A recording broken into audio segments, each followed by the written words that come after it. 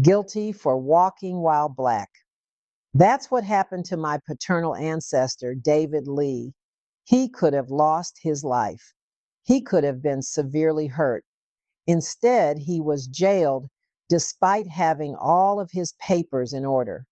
The article was published in the Mississippi Free Trader newspaper on September 19th, 1820. David Lee had sufficient documentation to prove he was allowed to walk along the Mississippi pathway. The wording in the newspaper ad gave me the clue that the authorities questioned his paperwork.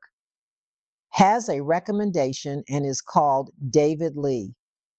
In the early 1800s, the written pass, travel permit, or some type of certificate had to be shown to identify the enslaved. Despite the documentation that Lee was carrying, the jailer did not fully trust the document. How do I know? It's the wording. It's called David Lee. It means that this paper says his name is David Lee. Interesting that some papers that were being carried by Black persons were still questioned, ignored, and were sometimes considered forged. The sad outcome is that the innocent Black person would be jailed until someone claimed them. The white jailer who interviewed my ancestor was actually giving him a compliment. In 1820, the jailer's words showed that Lee was a highly capable and articulate. I discovered this newspaper article while researching my paternal family's history. Such notices were often placed in Southern newspapers. The hard-to-read print summarizes the plight of my paternal third great-grandfather, David Lee. Here's the summary of the translation. David Lee was born about 1783, which made him 37 years old at the time of his detainment. He was 5 feet 4 inches to 5 feet 5 inches, with large facial whiskers, and his overall appearance was described as good countenance. Translated, he looked respectable in their terms and not criminal looking. He was in Pike County, Mississippi during August to September 1820. He was traveling with John Sims.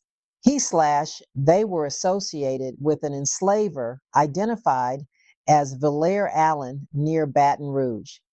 Lee was brought from Virginia, suggesting an interstate sale or forced migration. He was described physically in unusual detail, which helps to distinguish him from other men named David Lee in records. It is very challenging to locate and link African diaspora ancestors to our family trees. For our research, this single advertisement provides confirmation on my ancestor's connection in our family as I compared his information and timeline to his marriage of another relative.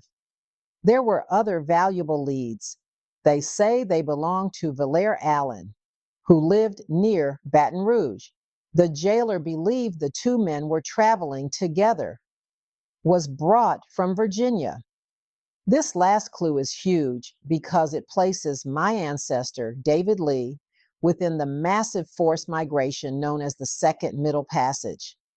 That is when hundreds of enslaved people were sold from the Upper South, especially Maryland and Virginia, to the Deep South after the invention of the cotton gin. If accurate, David's life likely followed a path from Virginia to being sold and likely to be located in Louisiana near Baton Rouge. He was traveling through Mississippi and jailed in Pike County. Pike County was on a major overland route. They moved enslaved folk through Mississippi to Louisiana plantations. The owner or owners are requested to pay charges and take them away. This tells us the legal purpose of the advertisement. The jail was charging for room and board and security. The owner had to reimburse the county before recovering the enslaved people. This is your Good Genes Minute or So with Dr. Ann.